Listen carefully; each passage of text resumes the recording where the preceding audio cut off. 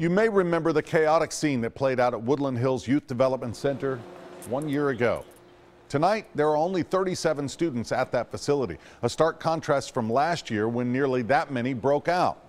The low number of juveniles is one of the many massive changes made since the escapes and riots. So we asked News Channel 5's Todd Walker to look back at what happened and what's changed at Woodland Hills. On this day, all is quiet outside the Woodland Hills Youth Development Center. No one's in the yard. It's about as calm as it could be. 1 year ago right now, though. Metro Police continue to work around the clock after a large security breach at a juvenile detention facility. No calm, just chaos. 32 teenagers escaped from Woodland Hills overnight. At least half a dozen remain at large. Over the coming days, Another breakout at the Woodland Hills Youth Development Center. and the coming weeks, They were on the roof of one of the buildings.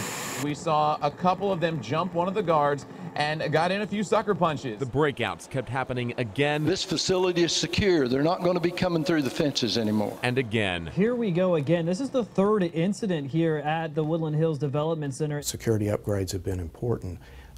A lot of work has gone on and continues to go on in terms of how we work with these kids. In the time since, the fences, the locks, they've all been reinforced, but the biggest change can't be seen in a building or a cell. They expressed, and the staff heard it loud and clear, that just engaging with the kids better, just talking to them about what was on their mind, why they might be doing what they were doing, paid a lot of dividends. DCS says the way they treat the kids has done a 180. The guards no longer get the majority of their training from the Department of Corrections. It's done in-house. They talk to the kids about problems instead of just writing them up, and every night they meet to talk about what is working and what is not. Already we're seeing a drastic decrease in the number of disturbances in Woodland Hills. It will take a few years to determine whether the new, kinder, softer approach to rehabilitating the kids at Woodland Hills is working. Now, to be clear, a lot of these kids have at least 3 felonies. A lot of these kids can be pretty tough kids. But still, we're going to do the best we can to work with them. DCS says it has to keep trying and plans to keep these images from the past in the past.